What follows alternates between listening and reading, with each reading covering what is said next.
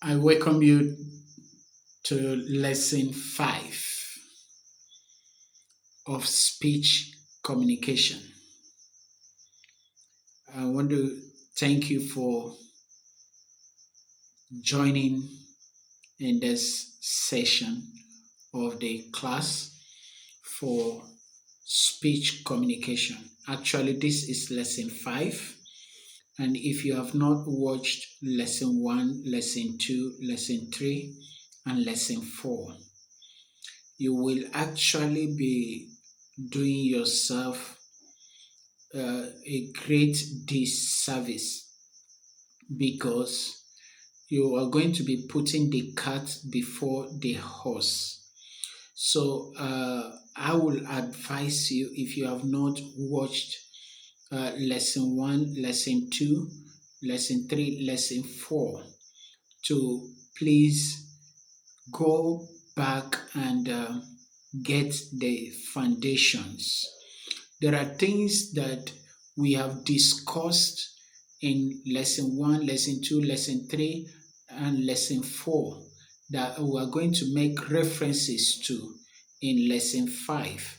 And if you don't have uh, that background, is going to affect you, in some way in appreciating this particular lesson. So I want to encourage you to go back and listen to it and make sure that you get something very, very important out of it. Okay, now let me go straight into the two things I want to discuss with you in this particular episode. And those two things uh, um, it's like I'm going to have to break this in down. I'm going to do two videos out of this actually. Um, Speech planning.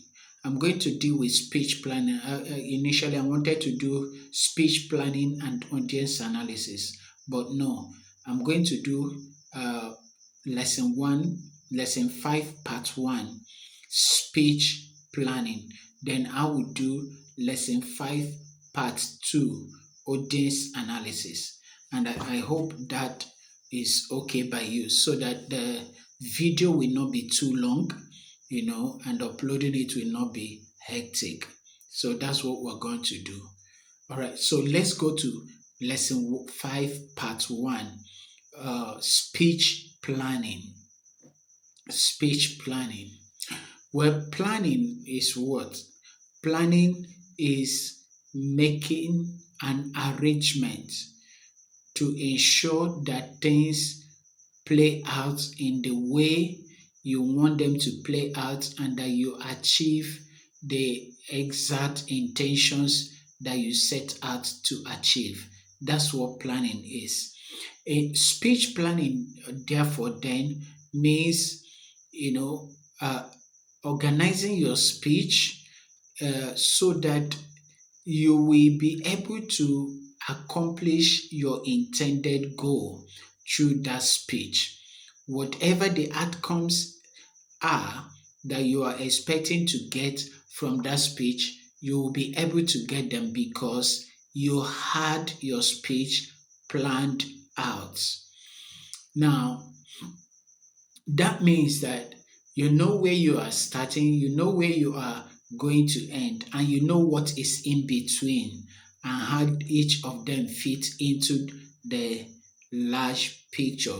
You have the large picture before you, and you know the bits and pieces and where each one of them fits in the equation. So